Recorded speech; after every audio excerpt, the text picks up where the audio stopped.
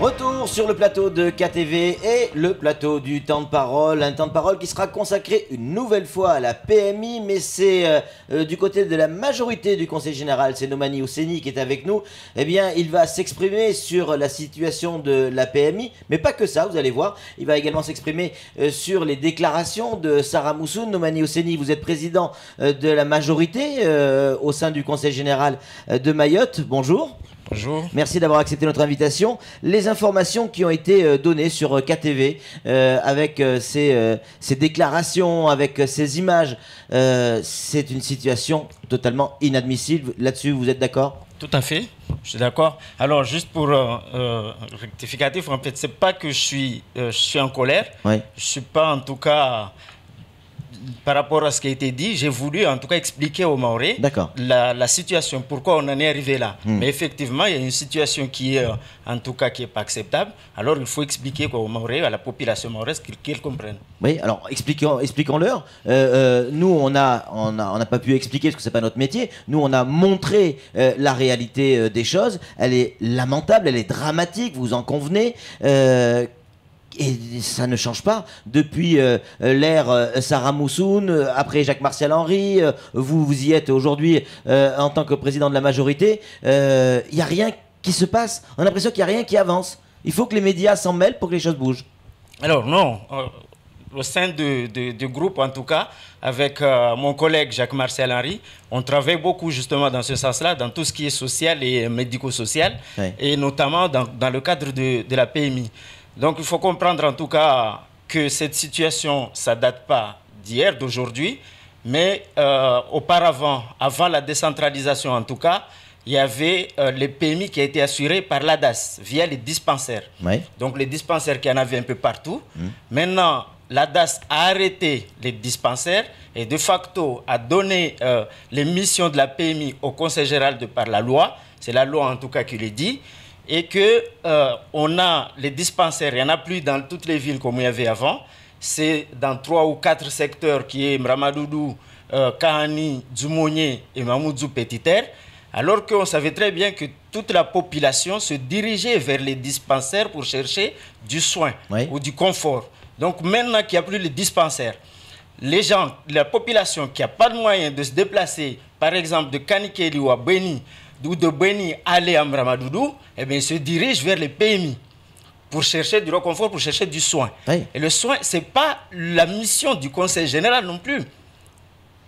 Ce n'est pas la mission, c'est prévenir la santé, prévenir la... Mais ça n'explique pas l'état lamentable, délabré de nos PMI. Oui, mais bon, on sait tous que le Conseil général, en fait, le département a traversé des périodes difficiles en termes d'argent financier. Les déficits, on ne va pas les relater ici, mais ça, tout le monde le sait. Donc, du coup, il y a des efforts qui se font.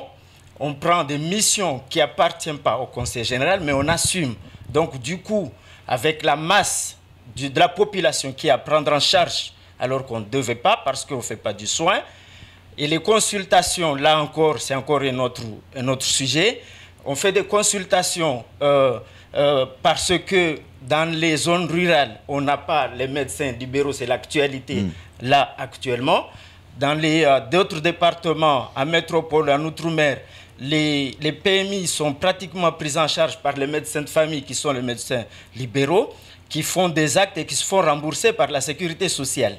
Ici, ça n'existe pas en fait. Si, ça existe, mais en proportion vraiment moindre. D'accord. Et que dans les zones rurales, on a la plupart des gens que la PMI accueille, il y a 80 ou 90% des femmes qui sont en situation, encore une fois, irrégulière. Ça veut dire que l'État ne peut pas les prendre en charge, ni la sécurité sociale. Donc, du coup, c'est au Conseil général, encore une fois, d'assumer. Mais on ne se dérobe pas. Donc, ça fait de l'argent. Ça a un coût. Un coût. Donc, du coup, il y avait une discussion, en tout cas, pour dire est-ce qu'on prend en charge ou on prend en charge. Et la discussion, elle est toujours là. Et nous, avec mon collègue Jacques-Martial Henry, on est allé voir l'ADAS, on est allé voir la préfecture avec Mme Wespessier pour chercher des solutions. chercher des solutions. Qu'est-ce qu'on en fait? Parce qu'il y a des gens en situation irrégulière qui ne peuvent pas bénéficier de la sécurité sociale et qu'à un moment, il faut prendre en charge. Ouais. Nomani Ousseni, est-ce que vous êtes marié? Vous avez des enfants? Tout à fait. Est-ce que votre femme, quand elle était enceinte, elle allait dans les PMI? Elle allait au CHM parce qu'elle a la sécurité sociale. Elle est allée dans le bureau parce qu'elle a la sécurité sociale. Parce que vous avez les moyens. Et on a les moyens. Voilà. Mais il y a des gens qui n'ont pas forcément les moyens et qui vont dans les PMI. Et ces PMI-là sont dans un état lamentable.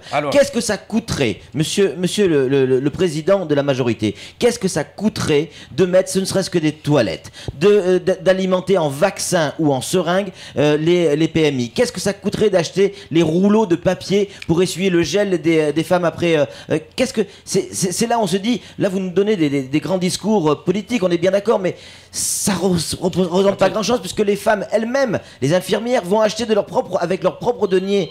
Ça veut dire que le Conseil général doit être capable de payer ça. Patrick, on fait beaucoup d'efforts dans ce sens-là et on en parle beaucoup. Vous êtes allé voir la PMI?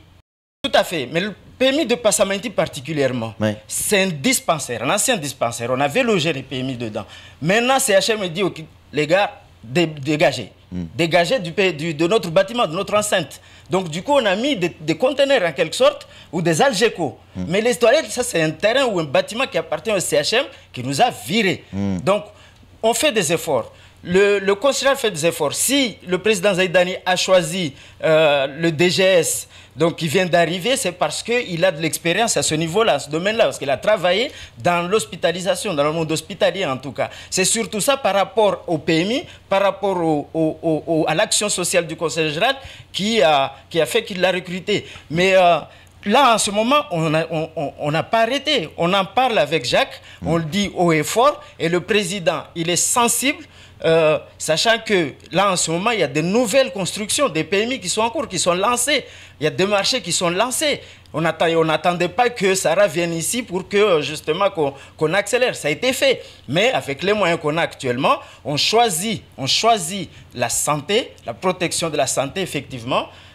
On n'oublie pas le luxe, mais je crois que la santé aussi est primordiale. Et là on discute avec les institutions de l'État, l'ARS, Sécurité sociale, pour qu'on en trouve une solution. Dans les DOM, ou DOM-TOM, il y a ce qu'on appelle les CMU. Il y a ce qu'on appelle les AME. Pour les gens qui n'ont pas... C'est vrai. Voilà, ici, on n'en a pas. Il n'y en a pas. Donc, c'est au conseiller, encore une fois, d'assumer ou d'assurer. Donc, au détriment de sa mission, qui est la prévention.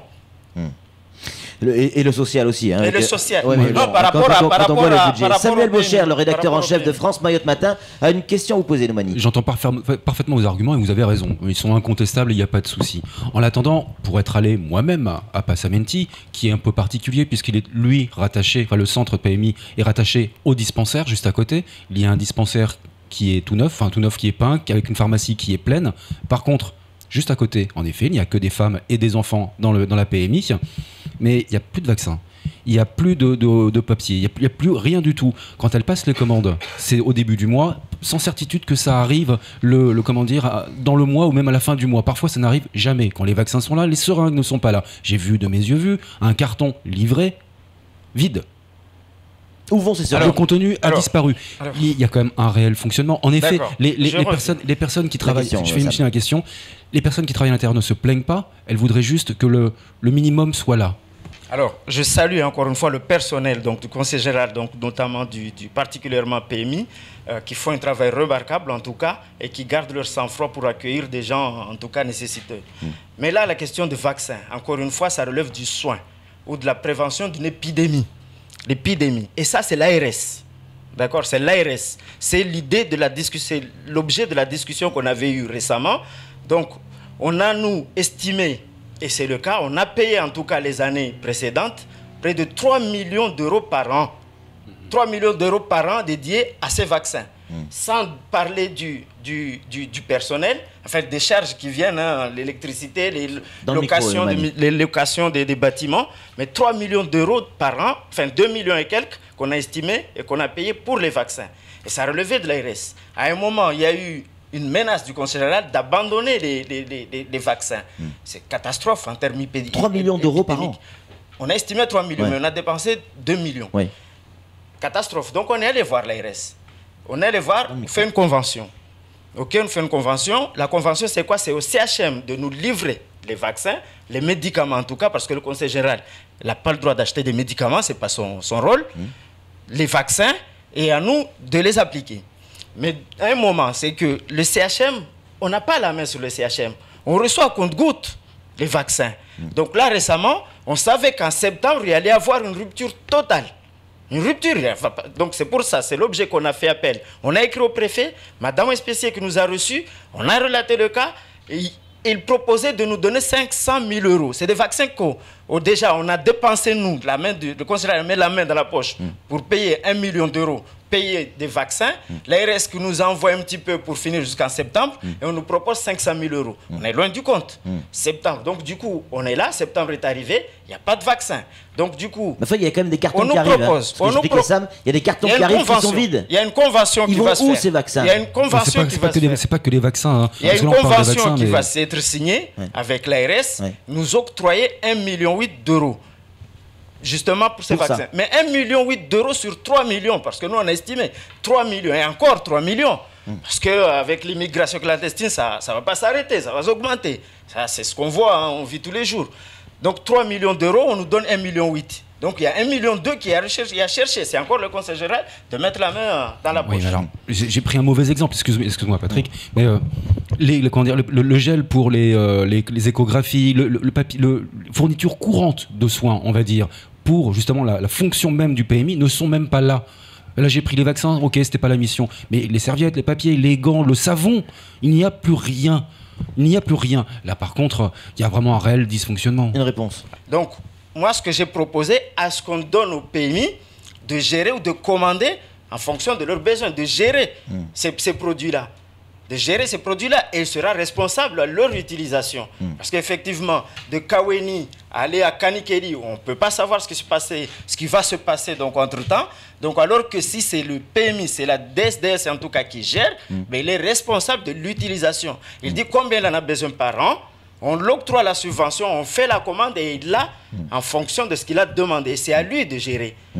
Un mot sur Sarah Moussoun, on en parlait tout à l'heure hors antenne. Vous nous expliquiez que vous étiez exaspéré par cette manière de faire de la politique. Mais est-ce que c'est véritablement de la politique quand on parle de ces lieux délabrés à ce point?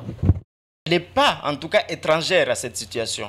Depuis 2008 qu'il a été élu, et il a été, c'est ce qu'il a dit, il est sensible, en tout cas, toujours sensible de tout ce qui est social et médico-social. Oui. Et il sait pertinemment, avec les propositions de libération qui sont proposées en 2009 par rapport à ça, et il sait pertinemment la situation et l'état des PMI. Il ne faut pas que le groupe NEMA vienne ici tout le temps. J'ai été à l'Assemblée nationale, j'ai vu le ministre de l'Outre-mer, j'ai vu, on dirait que lors des élections, c'est NEMA qui a fait carton plein. Quoi. En 2 mots, juste vraiment 2 mots, les personnes qui ont témoigné sur le reportage et diffusé sur KTV sont aujourd'hui embêtées. Elles ont été convoquées par Elamine, sachant que Jacques-Martial Henry, le président de cette commission, lui soutient cet article en disant « Je suis d'accord avec ce qui a été dit, ce qui a été fait avec Sarah Moussoun et le courage de ses agents de témoigner. » 2 mots. Soutenir l'article, on peut comprendre. Il y a un fait, il faut le dire. Mais la façon dont on réagit les agents, je ne peux pas juger ici, hein, ce sont les supérieurs hiérarchiques qui ont le dossier. Et parlant de sanctions, ce n'est pas à moi, ce n'est pas à eux non plus. Je crois comprendre qu'il y a une commission ou un comité disciplinaire au sein du Conseil général. S'ils ont décidé de l'envoyer là-bas, que les procédures suivent de manière légale, tout simplement. On ne peut pas sanctionner des gens comme ça parce qu'on n'est pas d'accord. C'est tout pour ce temps de parole. C'était Nomani Hosseini, le président de la majorité. Tout de suite, la suite de nos programmes.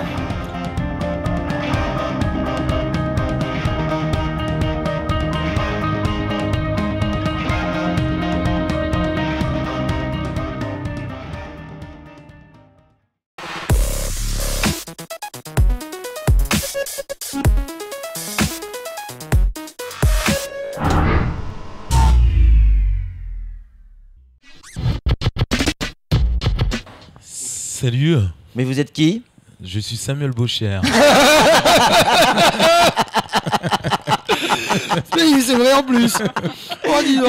Vous ressemblez à Samuel Baucher là comme ça. Bah, écoute, en vrai c'est moi en fait.